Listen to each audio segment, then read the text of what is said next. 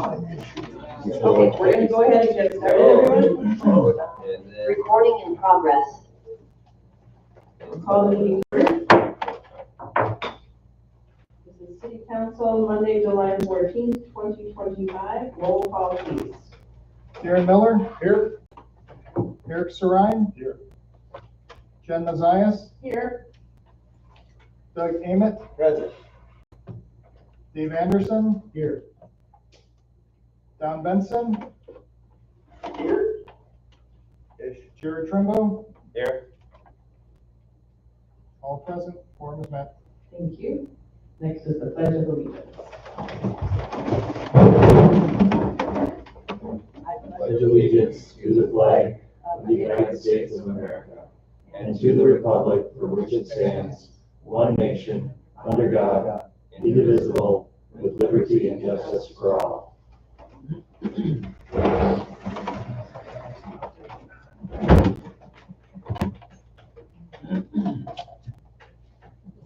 Okay, our next item is approval of minutes from the council meeting on June 9th.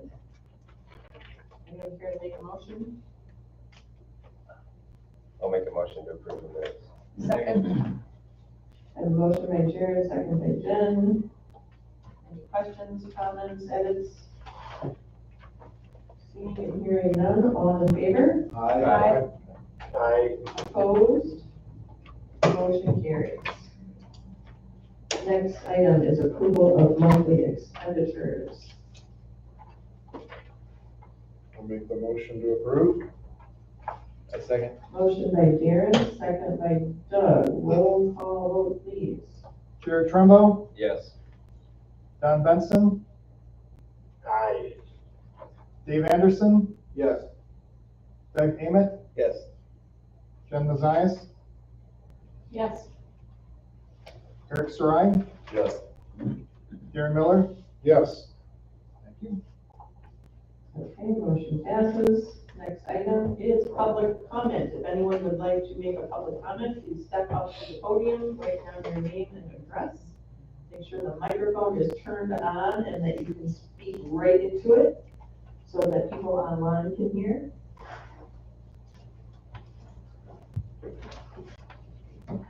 And we do keep our comments to 3 minutes. Yes, thank you in advance for my 3 minutes.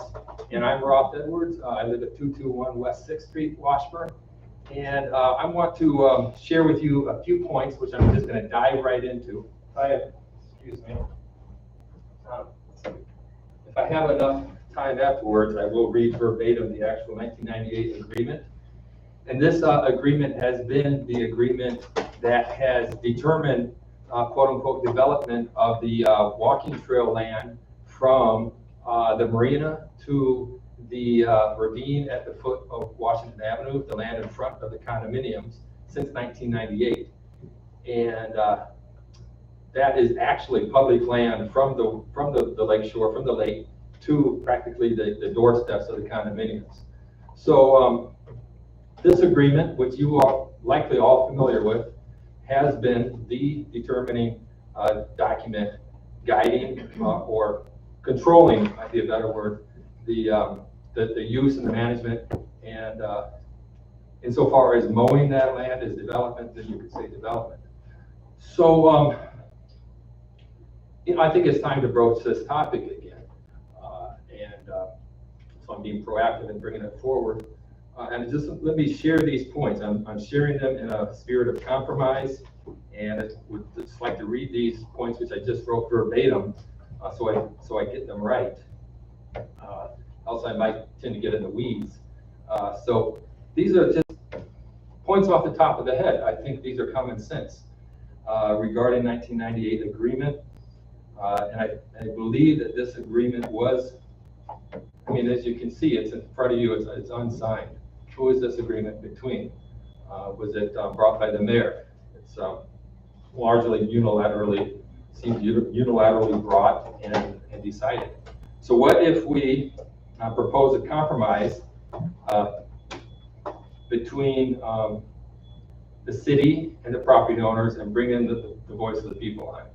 And concerning the following values: commodity interest. Clearly, the city wants and needs the revenues of the taxes represented by these several prime lakefront properties. I think we are all agreed on that. Number two, community interest. The public has an interest in the aesthetics and the use of this public land, which is, as you know, a major chunk of our public land in Washburn. It's a major chunk on our marquee attraction, our Lake Superior Walking Trail. And as we also know, it's largely been managed and has assumed more the look and ownership sense of a private estate as opposed to public land. And that's by all of our consent. You know, there's no blame game here. We've all gone along with this. And if we could talk to the property owners there and say, hey, is there a compromise available? Could we perhaps have half of that land back? Could we, you know, according to your druthers and the wishes of Washburn's people, could we design that landscape so it could be more befitting of our public walking trail? And which is placing, including public land policy by the people, for the people. You recognize those words as well. Minutes, you have the actual agreement in front of you, so thank you for your time. Thanks for that. Thanks, Rob. Maybe we can dig up an actual signed copy that may be a little bit more complete than this. I think there is something that I've seen like when I first started, so. We reviewed it in the Parks Committee. We were gonna start to talk about it at some point. I have some information. And we have some information about it. We just haven't had it on the agenda for a while. Sure. As a new member, I really appreciate you bringing it to our attention. Thank you. Anyone else here for public comment?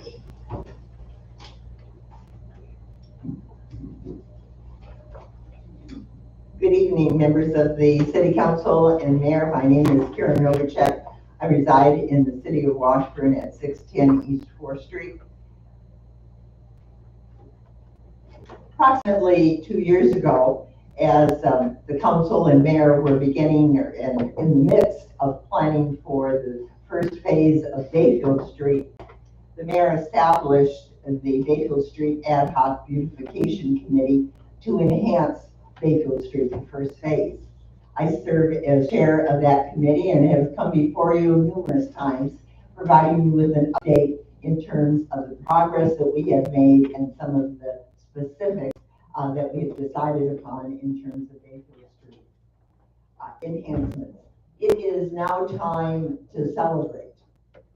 So I come before you this evening inviting you to a celebration which is scheduled for Saturday, July 26th, 10 a.m. in the morning, and it will be at Wigdall Park near the kiosks. So that's essentially the corner of Bayfield Street and 3rd Avenue West. The celebration has two focuses. The mayor will be there, a greeting and some introductory remarks about the first phase of Bayfield Street. And we will then move to two areas of focus. One will be to acknowledge all those people who helped with the beautification project, and it's numerous. You've heard some of the names here before, and you'll hear them again July 26th. Secondly, to recognize individuals, families, organizations, and businesses benches. I anticipate it will be minutes. I'll talk really fast because there's lots happening on Saturday, and we were able to have that 10 o'clock time, but there's something happening at 11 at the club. There is a parade at 2:30, so there's lots happening. But I invite you, council members, to join us to celebrate, because it has been an effort that I've been excited about, because for the most part, we've been able to work with local artists, local craftsmen, and I think it shows on our first phase of Bayfield Street. July 26th, 10 a.m., the corner of Wigdall Park. Join me. Thank you. Thanks so much, Karen. 20 seconds to spare. If everyone's noticed how beautiful the planters are, Mhm. the planters are, turned out beautifully. Gorgeous. Gorgeous. Wait to see the trash. I live at 500 Woodland Drive, and I just, in regard to what Ross was saying, when I was chairman of the Parks Committee around 2004, we concentrated on the walking trail and the issue of the fact that so much of that was public land, but it looked like it was their private backyard, and people were even reluctant to walk on the trail because of that. And we tried to change that with landscaping, and basically it got nowhere. It still looks like private land. So I just wanted to reiterate, this has been going on for a while, that these people have made use of our land. Appreciate it, thank you.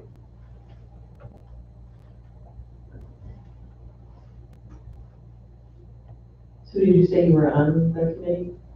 Yeah, I was chairman of the committee. It was around 2004, I think. Okay, Um, thank you. You're welcome. Thanks for the history. All right, anyone else? Yes.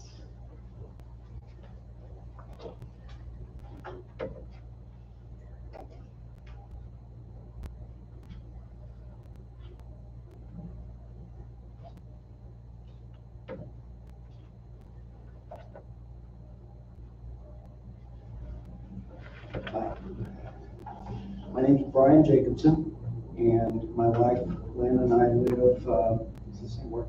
Live up the hill. Oh, if you just tilt it up.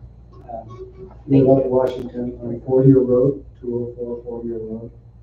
And basically I'm here to talk about a public safety issue, certainly one that's going to get a little worse, I think. And that's the intersection of Washington and 4-Year. Essentially, there's supposed to be a speed reduction at Oak. A lot of people either don't see it, don't pay attention, they're distracted.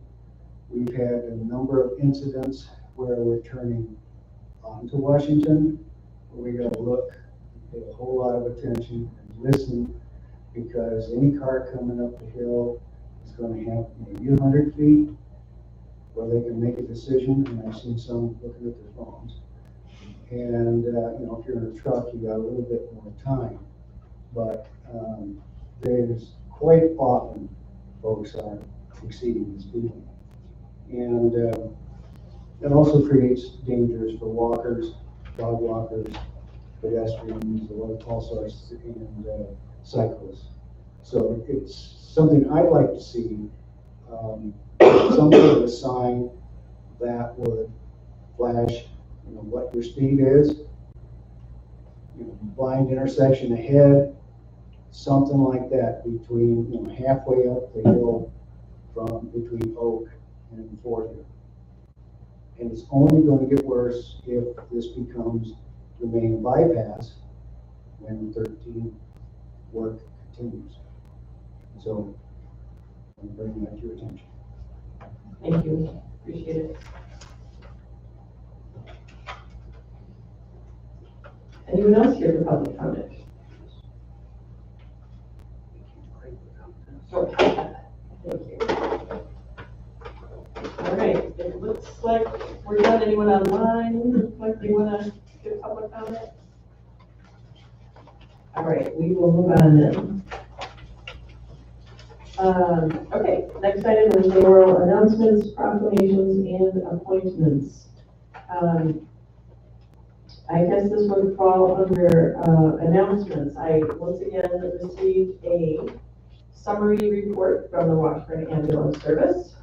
Heather was kind enough to put this together for us to take a look at. I apologize, it wasn't in the packet online. I just received it over the weekend, and so we'll add it to the packet afterwards. If anybody would like a copy, we can get copies made for you here tonight. I only had like 10 copies. But just, you know, a short review of the month of June, how things went, how many were on the roster, and some notes about, there were 5 different staff that were out of town during the month, so that I'm sure was a bit of a challenge. And the rescue UTV was deployed on a Forest Service trail. And I see Ted is here, so I'm curious as to know how that went. It went great. Worked well, Awesome, in and out pretty quickly. very good. And two EMTs presented at the Yacht Club, Marina Yacht Club Safe Boating Day, which I think is a pretty good event down here, you know, pretty well attended. The biannual state inspection was completed and all the rigs passed. And the EMT attended the senior meal congregate site to provide vitals checks. So that is nice community service and cooperation going on there. Look at the calls by month. Looks like June was right in line with last year. And then on the back, the Ashland Fire Department responses are noted there in the orange color when there's a lack of staffing by the Washburn Ambulance Service. So we'll see that occurring periodically. Which, to add, if I may, Absolutely. as a firefighter, what's good that the city has done is we're getting the new engine, and we're gonna have two engines. So when we do municipal aid to Ashland or Bayfield, we'll still have an engine in-house, so we're not gonna be left alone without coverage because, you know, we didn't have the right apparatus. When we had that, we'll have two engines. Essentially, one's gonna be super old, and we're gonna have a new one. But the new one will deploy to Ashland to help Bayfield, Ashland, but we'll still have backup and appropriate response for our city of Washburn. Wonderful. So, yeah, it's great. Thank you for that addition. So that is just some information to share about that. And then I have two appointments that I would like to recommend. And you have the information in your packet for both of these applicants. One is Patrick, I want to say, what was it? Filefuss, thank you. And Patrick has a tremendous amount of experience with planning, serving on, or working for Cedar Corporation for 21 years. And he is, he's been in the city for a few years and just was taking a little bit of a break after he retired, and now he's ready to serve in the community and would like to serve on the planning commission. So he's very, very experienced and came recommended by a couple of different people on the planning commission. And we'll probably do these separately, I would imagine. I don't know if anyone has any questions about that recommendation. Make a motion to approve Patrick Rothfuss to the planning commission. I'll second that. Motion by Dave, second by Word to appoint Patrick Rothfuss. Any questions? Seeing none, all in favor? Aye. Opposed? Sorry, I jumped the gun on you, John. Opposed? Motion carries. The next is Parks Committee appointment. And I am recommending, I didn't mention, I did have two candidates for the Plan Commission, and it's very much appreciated to have multiple candidates at a time when sometimes you can't find any. And I am recommending Tom Cogger be appointed to the Parks Committee. Again, very experienced in trail building and also just with parks in general, in his work and travels across the country. The only thing there is Tom might have to recuse himself for certain situations regarding the bike park if he's providing some service for that, but that's the only conflict I see there, potentially. And so with that, I would I'll make a motion to approve. Okay, motion by Jared, second by Dave.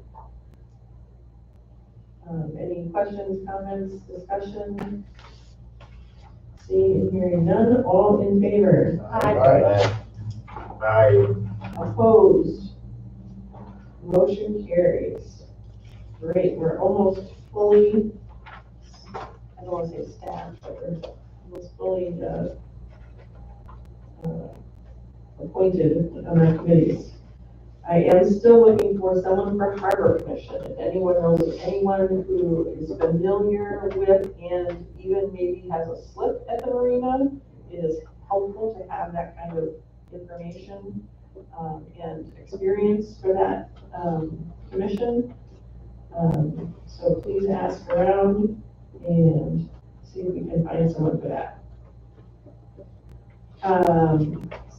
Then just a reminder, we do have our council retreat / strategic priorities workshop next Tuesday, so a week from tomorrow, from 2 to 8 p.m. And I believe there is the schedule in the packet. I believe, yes. If not, it's in an email. So that's going to start at 2 o'clock with the involvement of whatever staff and department heads are available for some interaction with council and staff together. And then staff will take off after a couple hours, and then we'll focus on more strategic priorities and discussion just amongst council. We'll provide dinner, so if you have any dietary restrictions, please let me know. Yes, we're planning on soup and sandwiches at this point. So if you're vegan or no dairy or something, just please let me know. That's how we're organizing that this weekend.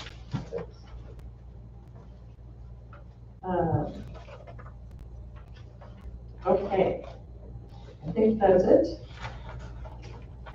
No proclamations this month.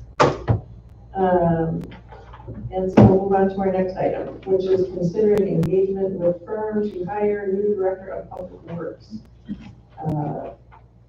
And again, this is Innovative Public Advisors. We've discussed briefly, I believe, at least at personnel and finance, why this company may be over another one. And we talked a little bit about the fact that in their proposal, they are willing to stick through the process until you find someone and not just, you know, get there and we don't find anyone and sorry, your time is up, you know. And being a newer company, I think that's an advantage to us because they're going to want to do their best work and make some good yes, get some good references for their continued work. And I can't, let's see, do we have another one listed here? I think another reason was they were more of a headhunter. Yes. They actually went out and did the searching. Yes, more actively. Yep. Yeah. And then, hard at work. So you like this? So this is such an important position. The last time we hired for this position, we did it in-house. And it was a very long and arduous process for our staff. Tony, I don't know if you have anything to add about that. But It took a long time, and unfortunately, we interviewed, well, it was during COVID, so everything was done virtual and spread out. And we did offer somebody a position from our first round of candidates, and they declined. They used that as getting more money from their current employer. And then just looking at the other candidates that we had, we felt it better to just open it up again. So it took another 3 months to find somebody. And we got stuck with No. I was gonna say, and then the light shone down on Jerry. Thankfully, I Jerry just was. want to note that I did not say that. No. And it turned out very well. So I have one for Jerry's plus column at this point then. So Jerry, if you could come up real quick. Because the mayor asked a question of me a couple of weeks ago, and it's a fine question to ask. And she said, so the money, council wasn't budgeted for at the beginning of this year. We didn't know what you had up your sleeve under your cap or whatnot. And I said, well, my response to that was, can you afford not to? And then she went on and explained to me the process she just reiterated to the public. So I will also say to the council, to answer your question in dollars and cents items, in those terms, the reality is I just signed off on a telecommunications new piece of technology going up on the tower that's existing. So about half your bill is already gone, because that's a $3,000 permit they just paid for. This is $6,750. Jerry signed off on a permit, I think you were either doing at the end of last week or just over the weekend. And what was the number on that one for those digs that those people are going to be coming through the city for? It's just over 12,000. So financially, I know that, you prepare for these things and you can sort of prepare for them. But I know that you signed off on a number of them this summer. We worked through at least a half dozen to a dozen of these. My guess is if we look back right now, and just having talked to you this morning, this $12,000 permit is probably as large as, we've had in the past. But even just the prior one was pretty good size too. So we're talking about some pretty sizable numbers for the payment of this anticipated cost. Fair enough? So are those, not budgeted for, those permits? That would be my estimation, Jerry. That's no meaning you So agree. those are above and beyond what we had budgeted for, okay. Yeah, we can, so we can take a look, in the budget categories, that there's a little bit that can come from the different areas that, stormwater, For public stuff, works. yeah, Okay. is public works, to help offset that $6,500 that would be more than to justify that expense. So we could find the money for that. Let's scrape this together. It would be extremely helpful to go through a professional process. Yeah, you got water, sewer, storm, public works, parks. So everybody should share equally a little bit in those sections to help cover the cost for your new director. Okay. Would anyone care to make a motion on that? Make a motion. Jerry, can I, sorry. Yeah, no, now it's I was time for just- questions. Yeah, I was disrupted. We had a fire call, there's a guy stuck in a boat in Washburn. And our guys are gonna go fix it. So. I like the idea of using this headhunter. As a veteran, I think I know that veterans run municipalities' bases, right? Would you think a veteran headhunter group could find us the talent that this organization is also? Well, I'm a veteran too, so So you're familiar with, they do water sanitation, they do, there's designations that I'm not familiar, MOSs that, there's people out there that might want to be in Washburn, and come here. Are we missing an opportunity to hire a veteran? I would think that if you hire, this innovative services group, and you maybe express, make sure you explore for that opportunity where there may be, outsources or outreach areas that target veterans, because, that's true. In the military, you'd be amazed. There may be somebody out there that has that military experience in the same categories which I cover, Right. So. And has those certifications, right? Yeah. Because that's what is lacking, is making sure that they're certified and Yeah, trained it's a properly. certification process, and, like anything, it's budgets, knowing financial, financial planning and, looking down the road in the future, making sure that, things, utilities, stuff like that, so. Well, your engineering background is certainly a plus as well. Right, we've saved some money, obviously, because of Jerry's skills, like in the parks, like you just put it in the parking lot, the hillside and save us that, so engineering, and then, I mean, most importantly for us is like, we've realized in previous positions that leadership in this position is super important. Because in the past, we've struggled a little bit with that, and I feel like we don't have any issues anymore. Well, and you're all, in some of your seasons out here now, kind of know the past, you have some new, so you know what you're looking for, so you got a good foundation. It'll be up to you to select your next candidate, your next director. Not so much like, oh, you gotta be like Jerry, but you know what you want, you know what you're looking for, you know what you Good and need, bad, Jerry. what the community needs, from a director, moving forward, so hopefully that will help you set you on the track for the next, 10, 15 years from now. And that's why I mentioned is I don't want us to say, these guys are gonna fix our problem. They're gonna go find that person.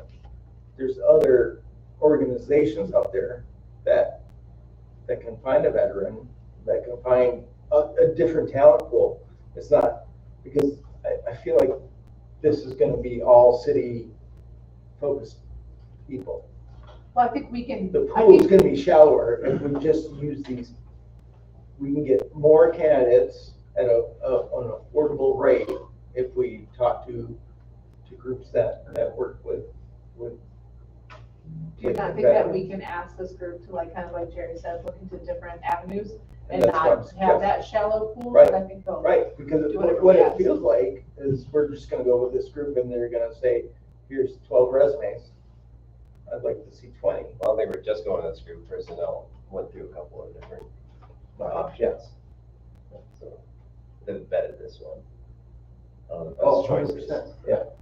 So are you suggesting that we would just hire this company to lead the process, but make sure that we're directing them to connect with various groups that would deepen the pool? Or are you suggesting we Search for different companies. I'm search for a different suggesting company we do altogether? both.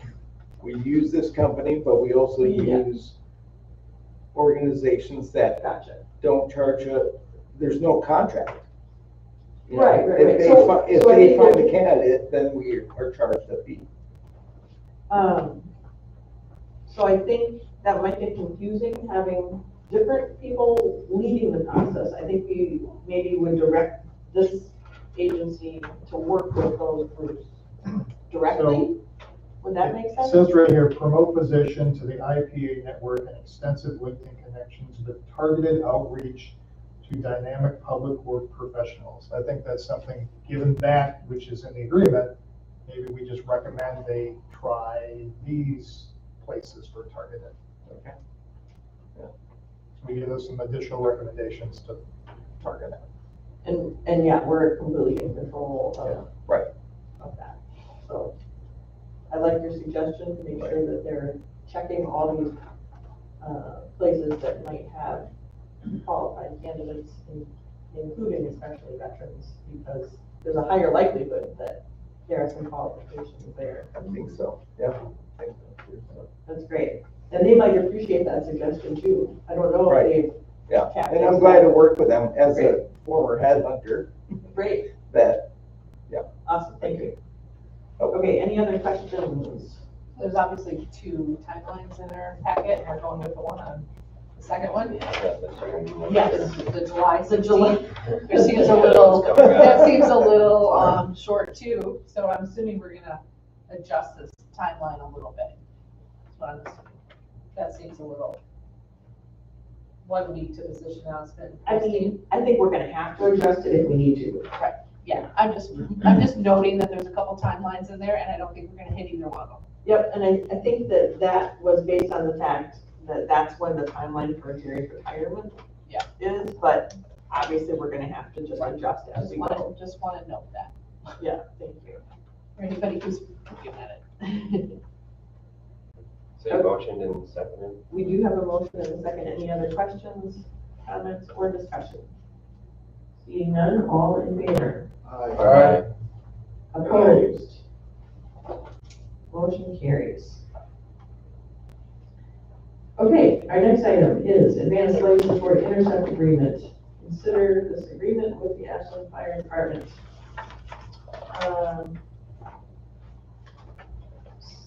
So, Little background maybe, Please. and then Ted can come up and say a few words too, because he's in the middle of all this stuff, a lot more than I am. But my understanding, as I sat down with staff and we just looked through it, Tammy in particular, and I said, I mean, I can read this. I'm not in the middle of this service as he is. However, it looks to me like it's a bit of a streamlining of the billing process and all that. She said, yeah, I'm looking at the bills, I'm looking at the numbers, that's exactly what it seems to be. There's some clarification in there.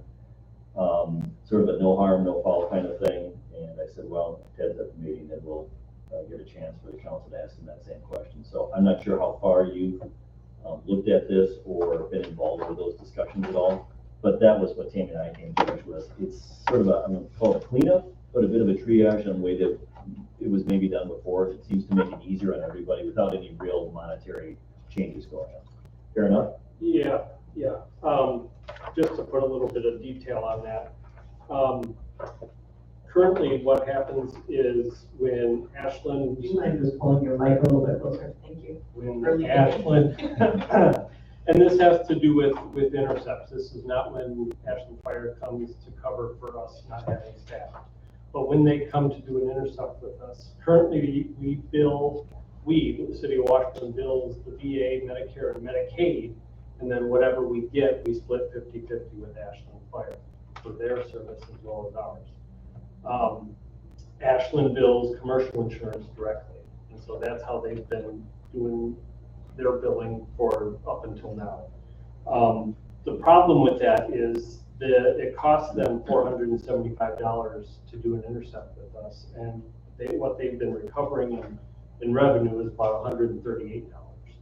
And so what they want to do with this now is they will charge us, the city, the Washburn Ambulance, $475 flat fee anytime they intercept with us. We bill the patient and their insurance and whatever we get. That's essentially the difference. Say that one more time for me. The last part Yeah, or all? just the last part. Okay. What will happen under this agreement is that if we call for an intercept with Ashland Fire, they will come, they will charge us. Okay, right. So they don't have to charge the insurance. That's Correct. They will not, they're just gonna skip the insurance part altogether. They'll charge us directly, and then we charge the insurance and keep whatever it is, rather than splitting 50-50. So the new thing for us would be going after commercial insurance. We normally not do that, or? That I don't have to take. No, we do. We do? Yes. Okay, so there's really not. There's not much of a Not difference much of a difference. for the city in this. Yeah. It's just a better, more streamlined way of dealing with it. One thing that two things I noted in here that I just have a quick question for you on, if you don't mind. One is that it says the parties agree that the amount of the flat rate may change at AFD's sole discretion. Do we have any concerns about that? If you want to talk, I can. Go ahead. Yeah, so Ashland Fire Department doesn't set their own rates. Those are set by the approval of the fee schedule, which is approved by, under the authority of City of Ashland City Council. So if that type of thing were to come up, there'd be public notice. Obviously, I would get notice of it, since our firm is also municipal attorney there. So I'm not concerned. It's not like, hey, this trip, we're gonna charge $2,000 for the city because of this. It's something that has to go through a whole council approval first. Okay. And it's infrequent. It's 4 times a year, right? Like The Intercepts? Yeah. No, it's like. 400. How many? Probably less than 100, but yeah, it's more than a handful, for sure. Jen? Sorry, maybe I'm not following it totally, but to me, when I think about it, and where it's a flat fee and then we charge the insurance, and so we're taking on a little bit more risk because when we don't get the insurance money back, like, so before, if we bill and they get the insurance money and we split it, if we don't get very much, we both lose. But right now, we just lose when that happens. And so I just want to note that I do feel like it's not in our favor, that it might be streamlining, but I do think that we actually might lose some money. And maybe I'm wrong, but the way that I'm hearing it, there's a possibility, because I don't know how much always when you bill the insurance, if you get the full 470, whatever you get. I don't know if you get more than that, I don't know insurance, but I'm assuming sometimes you get some and sometimes you don't get any depending on who the person is. And so I do feel like there's just a note there when we say like there's not much of a change. I don't feel like that's completely correct. I feel like there's a little bit of change, but there's more risk that we might not get the money that we typically would get because we're giving them 475 every time. And maybe that's wrong. And maybe not recouping it all. And maybe not recouping it. So maybe that's wrong, but that's how I. Eight months to do it. That's how I hear the situation. So you can tell me if I'm correct and I'm not. I think you're correct. It is a streamlining for Ashland. Yeah, not for us. And we're basically having to pay for their service now, a flat rate instead of.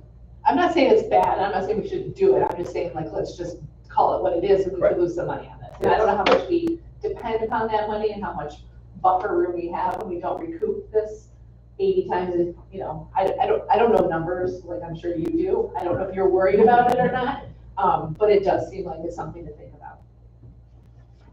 Small math. Yes. But It's gonna cost the city money. But it also seems like it's not necessarily something we have a whole lot of. No, yeah. And we need it. Does anybody know the amount Medicare, Medicaid? Is there I do believe it's actually more than this flat rate. So when you do recover from the insurance billing, we're gonna get paid more than this flat Might be rate a wash. for these services. I think it's approximately for these types of, advanced life support, I see the bills usually reimbursed at about approximately $800 for this type of service. So, yeah, we might not get all of them, but when we do get full billing, and if it's private pay insurance, it'd probably be more than that, for recovery to the city. So, yeah, it puts the risk more on the city of Washburn, but. It'd be interesting to see the numbers in numbers, a couple yeah. of years to see how we fared in this. There's another part to this that I don't fully understand, which is that, of course, we charge normally at a BLS rate or basic life support ambulance. Ashland charges at an ALS rate for advanced life support. It is my understanding that in Wisconsin, BLS services can charge ALS 1 rates. There's ALS 1, ALS 2, and it has to do with what all skills or drugs are used. But BLS services can charge ALS 1 rates to insurance, and we can collect that back. Yes, and that's what my understanding of what has been billed like that, Okay. why it can be higher than. And I don't know that we do that now, but if we don't, then there's the possibility that we will actually generate more revenue. Is that just if there's an intercept, we can do that at a higher rate, at the ALS one? Yes. Okay, that makes sense. Okay. Any other questions for Ted or Max? Thank you. Seeing none. We don't have a motion yet, so we need. make that motion to approve the agreement with Ashland? I'll second that. Motion by Dave and second by Jared. I think that was right. Just one time. Very nice. Any other questions before we vote? Seeing none, all in favor? Aye. Aye. Opposed? Motion carries. Thank you, Ted, for coming tonight and for all that you do. I don't know Looking if forward to we- the fundraiser. I don't know if we calendar these, but I think put it on the calendar for a year to see the results of this change. I think that's. Because we have this update billing summary right now, and then this tag. So to see that for next year. Let's make a note of that in the minutes. And put it on the calendar. Oh, yeah, somebody remember. Tony. What? Tony? All right, very good. Thanks, everyone. We'll move on to consideration of innovation planning grant contract approval for Michigan Partners.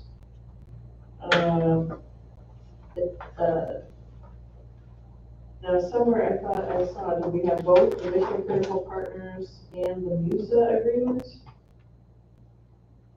Or am we have the MUSA agreement in here.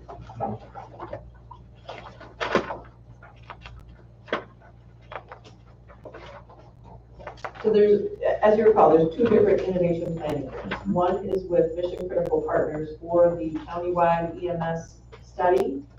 The other is with the League of Wisconsin Municipalities to study the CISA-like potential for helping municipalities be more efficient with their services and hire out for some services. Man, That's the McMahon that's a contract. big deal. And that is in there, but it's not named on the agenda. Or I swear I No, it's saw on it. it's on the agenda, it's not in the memo, so I think that is public notice is considered, or is adequate. Okay, This specifically says that public innovation grant contract approvals for Mission Critical Partners and McMahon Associates on the published agenda. oh, okay. Not on the memo, but the I agenda. must have, okay, I must have. Because you had sent that to me and it was, I reviewed everything and it is, I think, appropriate to move forward with both. Very good, thank you. Okay, and so we can either do those one at a time or together, I don't think it matters. There was an adjustment made, and I think it's in this updated agreement, where, just a minor thing saying, you know, 65 to 71, that one? Or no? 65 to 71. I'm just asking, I saw some numbers that I hadn't seen before. Basically, it was moving, you know, if it has to go to court, that it would be in Bayfield County, not just in Wisconsin, to keep it more in our, so we're at the, I'm talking about the Mission Critical Partners memo for agreement. These were both reviewed by Max and by the, Mission Critical Partners was also reviewed by the county's corporation council. So everybody was comfortable with the language in these contracts. We already have the money from the state for the grants. And so again, we're just acting as an administrative role for these grants. And we actually have some money written in for that in the second grant. So we wrote ourselves in for $7,500 of administrative costs in that grant. That's what I was gonna say. Yeah. There's, and that was my main review of these, is there any potential for city liability or commitment or anything here? And there's not. The city acts as a pass-through and even gets reimbursed for the additional administrative time. And that's in the McMahon contract there that we get reimbursed. So there's grant funding for that additional administrative time. And the money's already been approved and distributed, so it's not like it's contingent on the city getting that money or anything else. We couldn't be caught holding the bag here. After approving this. Thanks for looking over. And the city is, you know, hopefully if either or both of these move forward with an actual plan afterwards, you know, the city really is in a leadership position here, you know, trying to find solutions for these things that are problematic. And I would be very proud if we can be part of this process. Does anyone have a motion to make regarding one or both of those? I'll make a motion to approve both contracts, the Mission Critical Partners and McMahon Associates. Motion by Jared, second by Doug. Any questions, comments, or discussion further? Seeing none, all in favor? Aye. Opposed? Motion carries. Thanks everyone for that support. Okay, our next item is a personnel item. Consider changes regarding personnel policy, chapter 6, for resignation and retirement, tab 4. This is just a clarification of the language that was a little unclear before, where you're talking about days versus work days. And so you see in tab 4 there, the new language. And I would entertain a motion on that item before discussion. I would make a motion to accept it. Second. Motion by Jim, second by Eric. Questions?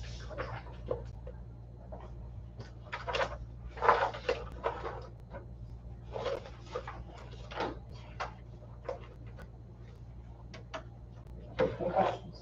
All right, seeing none, all in favor? Aye. Aye. Opposed? Motion carries. Next item, another personnel item, considering a third-party vendor to offer supplemental employee insurance coverage. That's tab 5 of your packet.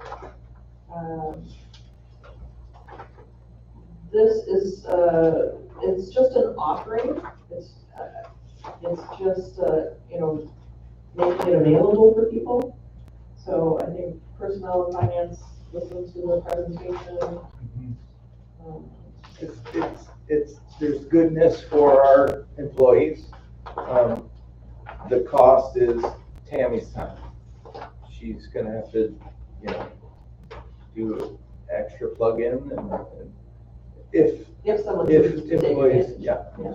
So there is a cost always, right? And it's her time and we don't know, but I think there's good value in that and offering that, because it takes care of our people. The other nice thing is that it's a local person offering the policy. Yeah, it's not. And a local employee working for that person. I can say on this, I've worked with this group for both City of Ashland and Ashland County. I think that it has gone pretty well. It's not like some voluntary plans that I've seen where they really try and push it on the employees. It's more of a, hey, will this fit your situation? And then they give them more information if they want. Because I've seen some that seem pretty predatory on these voluntary additional insurance. And this, people running this, at least what I've seen in maybe 4 or 5, don't seem that way. Thank you for that. Would anyone care to make a motion on this? I'll make a motion to accept the Advantage Group, Wisconsin-based company to provide supplemental insurance for our employees. Second. Motion by Jen, second by Doug. And that's a motion to accept them having this offering. Okay. Just to clarify. Any questions, comments, or discussion? Seeing none, all in favor? Aye. Aye. Opposed? Motion carries. Now, moving on to tab 6, the Mayfield Street benches and planters, the item that won't go away.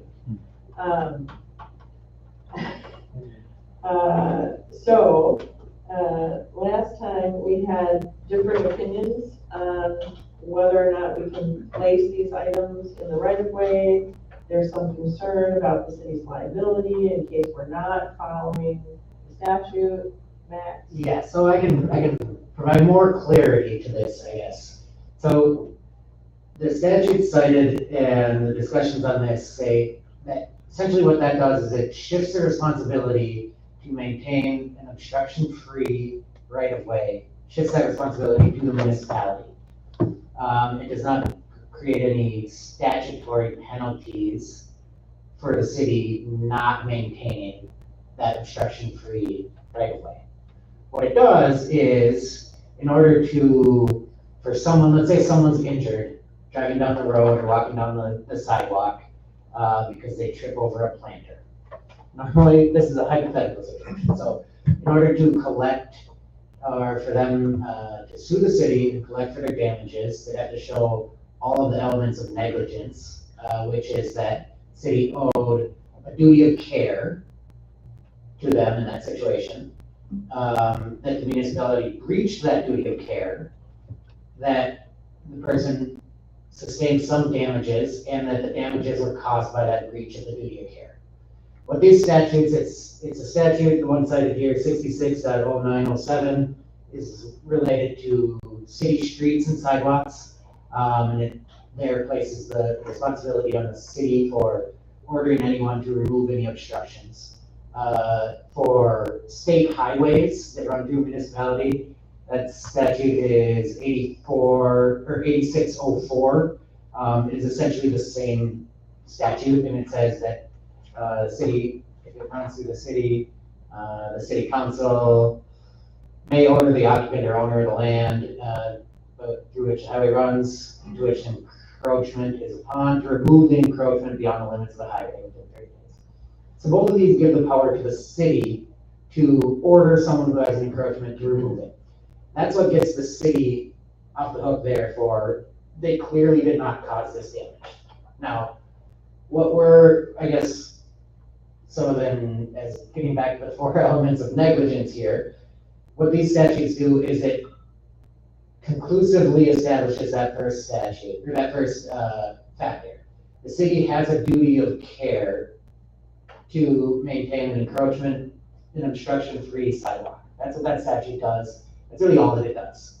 So if someone were injured by tripping over a sidewalk, they don't have to prove the city had a duty of care, that's already proved. Then they still have to prove that the city breached their duty of care. So let's say we put a planter box in the middle of the crosswalk. That probably would be a breach of their duty of care because it's foreseeable that someone would be injured by tripping over that planter box. If a planter box that's right next to a light pole and a bench that's back off the edge, I don't think it's very foreseeable that someone's gonna go over that, but there's always a possibility. So I guess my answer to this is, as long as we can show, the city can show that it took thought and exercised reasonable care in where these planters and the benches are placed, the city would likely not be liable if anyone were injured on it. Now, that doesn't prevent someone from suing the city.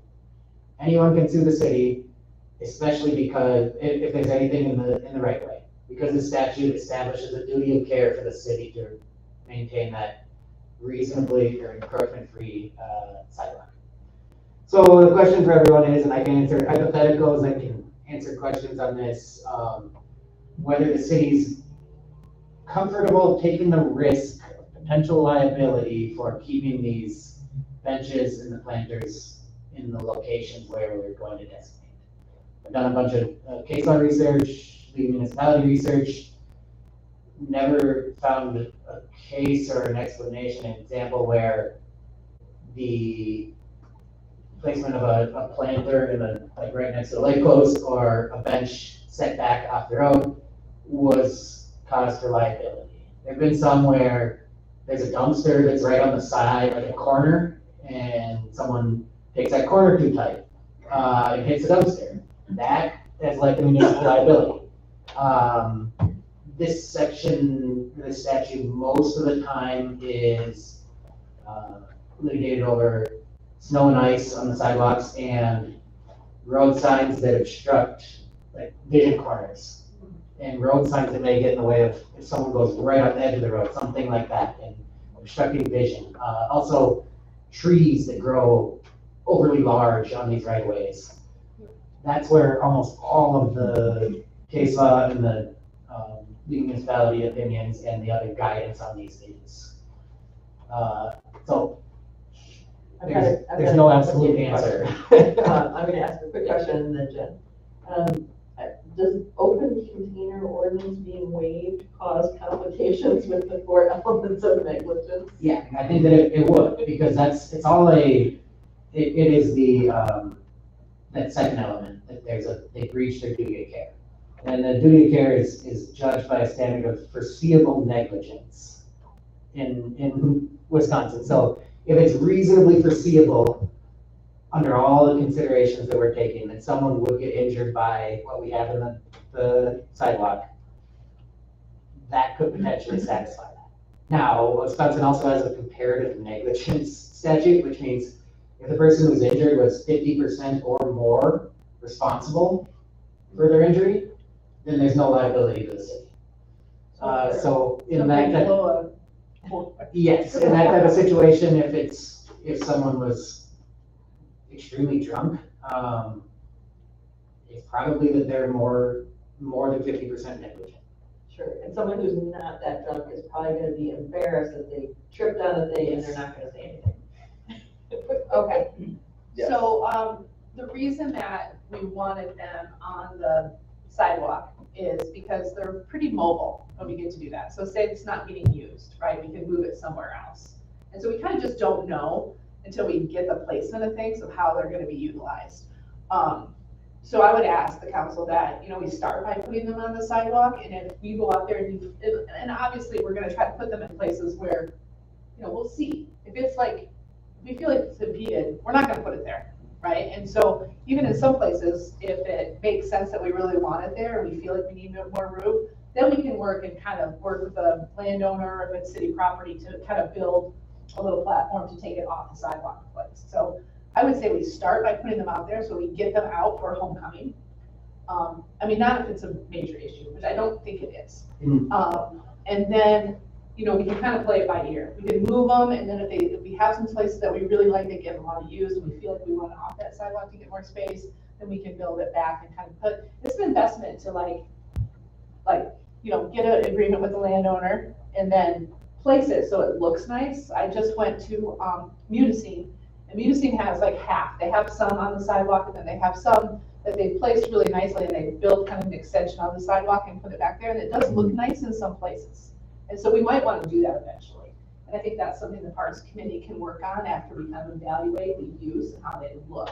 And so that's the ad hoc committee. I just recently became the chairperson on that when Tracy was for a long time, right? So that's the reason why they really kind of want them on the sidewalk at this time. I'd say my recommendation is, I think we had this discussion with the planters, and to wherever the placement of anything is, we make some notes, some minutes about why we're choosing that place. We had a discussion with the planters to put them right next to the street poles so that there was less overall encroachments on the sidewalk. Right. That all goes to show the city's, yes, and the reasonableness of where they placed it, the consideration of whether it was foreseeable that would add an additional obstruction or opportunity for someone to get in. We can do that. The committee can definitely. And then I would say if there's ever a complaint or any comments being made publicly anywhere that we get notice of, hey, I think this might be dangerous, for each one of those, the city needs to evaluate for that specific placement. And if folks feel like after they come on after homecoming, we have some input, just give it back to me, because we'll work together and move things around. It's gonna be like a test, right? I'll address it. And we kind of just want them to be together so that it looks good too, and you have the trash receptacle next to the bench, and we have like the local art on it. I think it'll work out great. But again, if you have any input after homecoming, just let us know, but I think in the interim, that's what the committee is looking for. Dave? Hi, so, obviously we're speaking about 66/907 applies to state highways. But would the liability still fall on any place that we had foot traffic, like in parks and that kind of thing? Yes, any public Right. location, yes, but there's not necessarily, so this statute says that there should not be any obstructions. So that says you have duty of care to not have obstructions on the sidewalk. There is no specific duty of care to not have an obstruction in a park. So when you get to the park, you have to consider whether it was reasonable there to have an obstruction, I guess.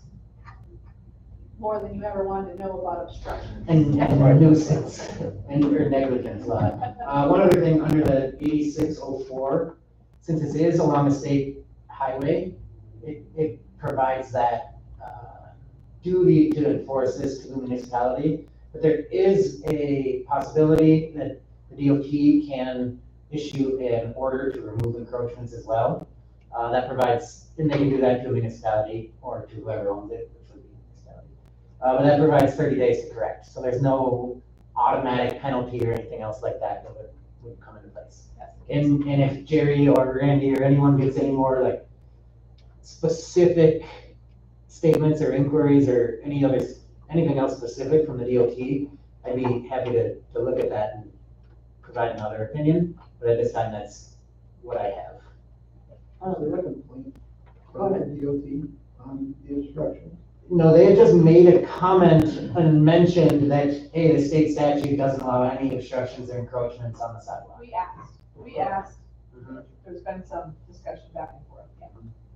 Is that correct, from your understanding? No, I think that is correct, and I think also there were a couple of comments made of, folks saying like, we've looked at this place or this community, and we see some things, we don't see things in different places. I mean, Jerry and I frequently, or at times, go down south towards, where we're originally from, and I don't really see that much.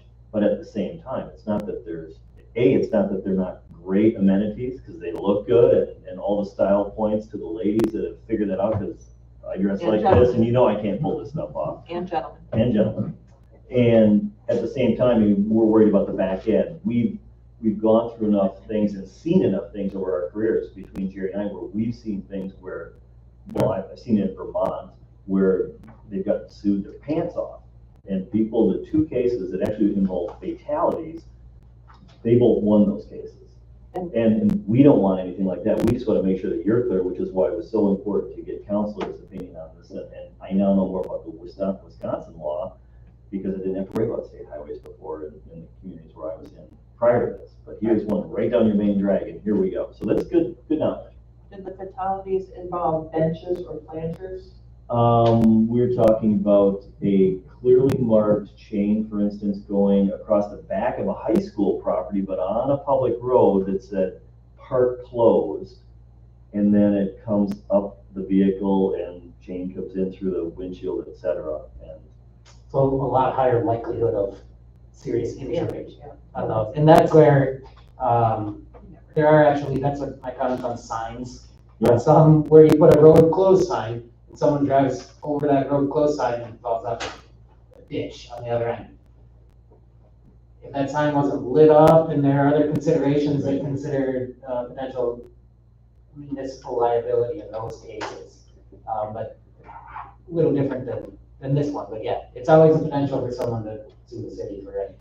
It's not foolproof, but I think it's an interim solution, and if we have issues, we'll pivot, right? And I like the fact that we have 30 days if the DOT does decide that they don't like it, and they drive by, and somebody decides to say something to us, then we have 30 days, we can figure it out, so. Would anyone care to make a motion to approve the locations that have been recommended? Love to make a motion.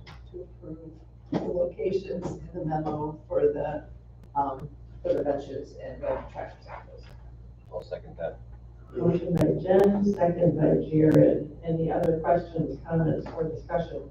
Are we be placing each individual locations in the minutes?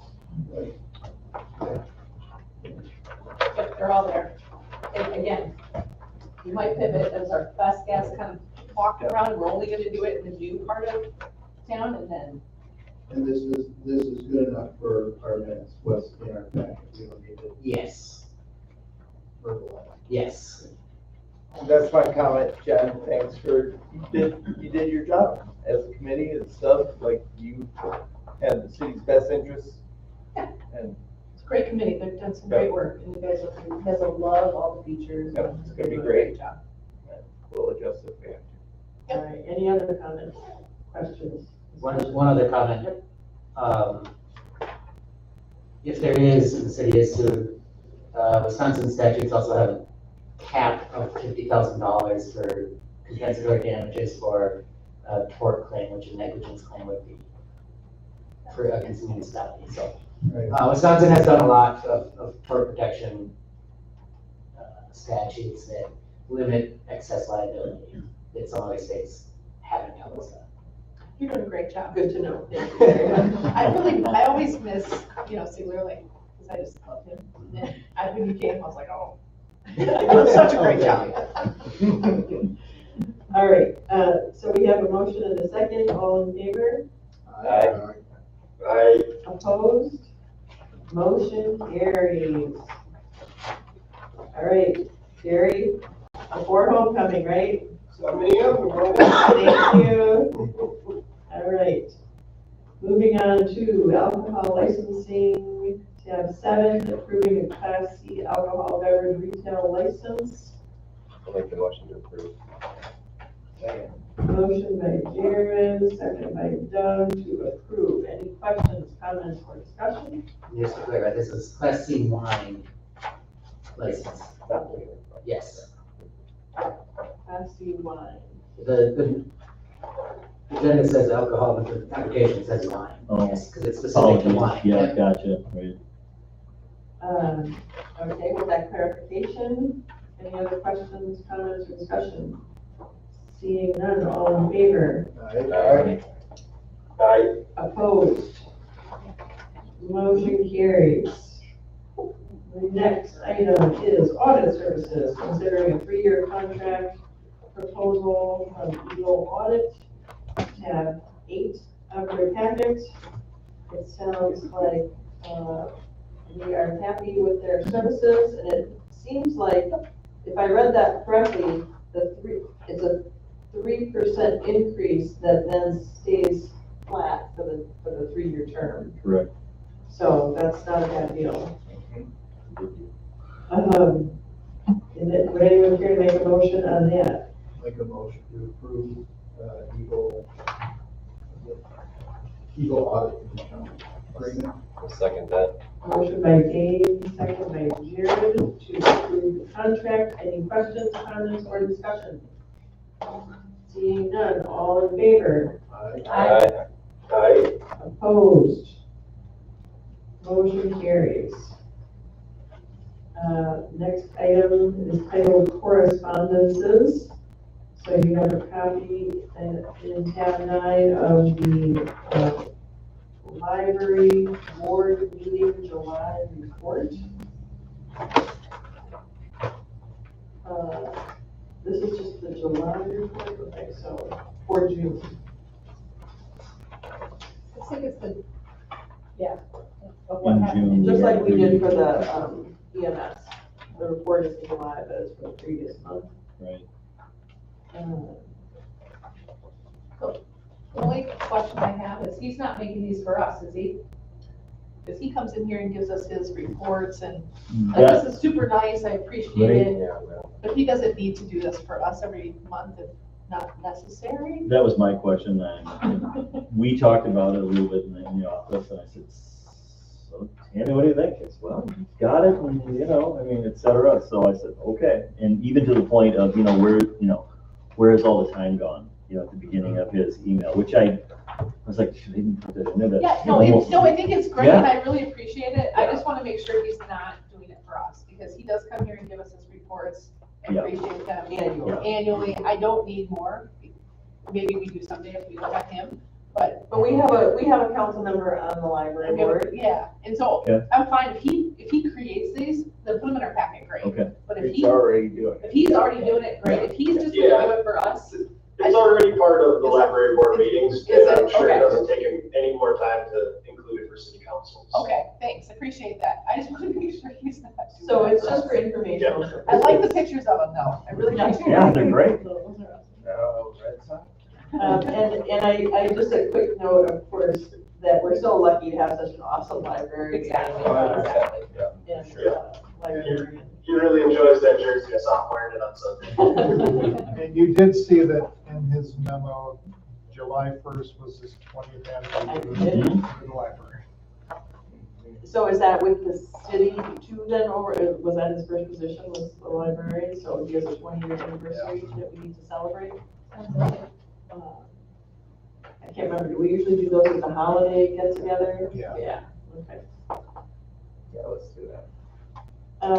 Okay, and then, the consumer confidence report that was filed and the water service information. So this is all just for Piece of information. information, yeah, exactly, and that's more about Jerry walked out the door here already, he said, oh, you're gonna put that in there.